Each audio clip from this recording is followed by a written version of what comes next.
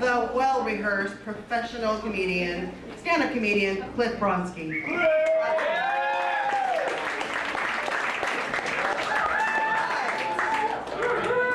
All right, how's everyone doing? All right, glad to be here. So, I had this friend in high school. His name was Wayne Wilmot, and he was kind of a burnout. And one time he stole a 6-foot tank of nitrous oxide, put it in his car, and rolled up his windows, let it rip to get fucked up. And he was pretty out there. I had another friend. Hey Brad, what's going on, dude? I had another friend. His name was Mark Schultzen, and I used to call him Droolson because he used to do chewing tobacco. He was always drooling. But anyway, we went swimming one time, and he got really drunk, and he dove into a half inch of water and broke his arm. And you could see like the bones were sticking out. Problem is, he was kind of in denial, so he didn't want anyone to know that he was so stupid that he would dive into a half inch of water, so he pretended like it didn't happen. So he put like a sling on, he was kind of walking around like, losing blood, going white in the face, and I was like, dude, your arm's broken. He's like, no it isn't. Like, dude, I can see the bone sticking out. And he, what can you say to that? You got your arm broken, you got bones sticking out. So we carried him off to the hospital, and he was kind of in denial. Anyway, I got to LA shortly after, and I had this girlfriend who her mom she worked for this Jewish newspaper in advertising, so she gave me a free ad. So I put an ad in the paper for piano lessons and voice lessons, first lesson free. And I got one phone call, and it was from Riff Mic Stand. This guy's name was Riff Mic Stand. I didn't write this, is actually true. So he comes over and he's like, yeah, my name's Riff Mic Stand. I'm like, nice to meet you, Riff. And he's like, I'm gonna be the best raspa who ever lived. I want people to call me a bitch. My favorite song is Total Eclipse of the Heart. Turn around every time. I'm like, Riff, cool it, man. And I close the window, so I don't want my neighbors to flip out. Okay, Riff, let's work on your voice. Let's do a little voice lesson and get him started. And he was so bad and so insanely horrible. I was like, hang on a second, Riff. I have to go to the bathroom. I'll be right back. And I run back to the back room and I scream into a pillow because the pain of dealing with this insane, horrific Hollywood Boulevard monster was like insane. He's like wearing leather pants and the headband and the black outfit and the beady eyes and the big nose and he was a psycho. And anyway, after that, I get a call from a friend. And he told me there was an audition for this band and they needed a roadie, so I auditioned and I got this job. They needed someone to do all the background vocals on a keyboard, all the whoa, whoa, whoa, whoa, 2, 3, 4, whoa. So I got the gig and all of a sudden I find myself on tour with this band. I'll tell you, there's always something going wrong. It's a fucking nightmare.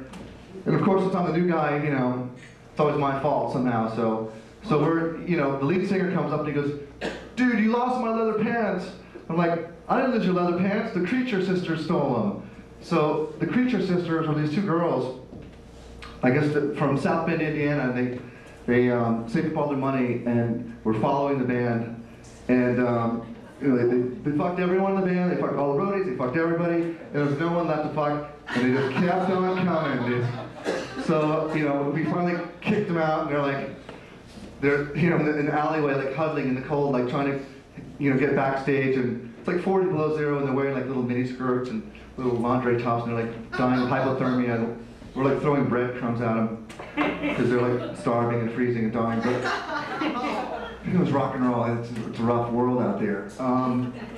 So anyway, then we get a gig to go to Germany to open up for the Scorpions. That was cool. We're going rock and roll. We're gonna go to fucking Europe and hang out. So we go to Amsterdam where pot is legal, And for all the stoners out here, I was like, yeah, pots, there you go. And we were there for 11 days, and we only had one show, and so it was like 10 days of R&R, and it was totally fun. And excuse me. Anyway, the tour manager comes up to me. His name is Wally. He's like 6'6", like 280 pounds. He's a bald guy. He looks like the strong man from the circus. He's like a big guy, and he goes, "Cliff, do not bring pot into Germany. Do not look at cavity searched. Don't do it." I'm like, "No problem, Wally. You can count on me." So of course I do, and so we're going to Germany. This is back in the late '80s, and for this one, and so we're going through Checkpoint Charlie, you know, like to East Berlin, you know, that area where you can get shot and killed for any reason, barbed wire on both sides, and so we're cruising through Checkpoint Charlie, and I notice up in the tower, one of the guards is giving us the finger. So I'm like, I have to defend our country, so I'm walking through it, and I kind of give him the finger like this, you know, in the area where they can shoot you for any reason. There's no rules. So we get through there, no problem, and the Wally comes up to me and goes, "Cliff, do not give the finger to communist Germans in Checkpoint Charlie." I'm like, "No problem, Wally. Won't do it again." Okay, so we make it to Germany, and we do the show, and everything's cool. And of course, I get stoned after the gig, and you know, Wally comes up to me and he goes, "Come here, Cliff." He goes, "Didn't I tell you to not bring any pot into Germany?" I'm like, "I didn't, Wally." What are you talking about? He goes, "Cliff, you're fired." And I'm like, "All right, well, whatever." It was the end of the tour. It didn't matter anyway, so fuck it, you know. So we go back to the States, and all my stuff's in storage because, you know, I'm on the road, I'm a roadie, and I'm crashed at my friend's house, and it's like, you know, 12 at noon, and you know, I'm all hungover and dehydrated, and I wake up and reach open the refrigerator, and there's like this lemonade bottle, unmarked lemonade bottle. I grab that bottle, take a huge chug, and then I freeze, and I realize I've been poisoned. And then the white foam and the puking and the hours of insanity. And then I call him, I'm like, "Dude, what the fuck's in that lemonade bottle?" And he's like, "It's hydrogen peroxide." I'm like, "What the fuck did you have hydrogen peroxide in your refrigerator in an unmarked lemonade bottle for?" He goes, "Oh, I use it for my water picks, for my teeth." And he goes, "Well, besides, it's basically water minus one molecule. How bad can that be?" I'm like, "Dude, I'm dying. I'm poisoned. Quick, do something. Call the poison people." So he comes over, and this is a true story. And he takes me to the hospital. Fucking, I get there, and the lady's trying to like stick a tube up my nose, and she can't quite get it up, and she's reading my face, and she finally gets it past my eye, down, all the way down my throat, down here, and I'm like, "Time out. What is this procedure? What the fuck are you doing?" And she's like, "Oh, I'm trying to get you to induce you to vomit so I can find out what's in your stomach." I'm like, "Lady, here's the shit I drank. Just fucking analyze this." It's, you know, it's like the trauma from going to the hospital was worse than being fucking poisoned. Anyway, so, you know, I did die, and whatever, it was just hydrogen peroxide. So finally, so anyway, then I get a call from Wally. He's like, "Hey, Cliff, do you want to go back on the road?"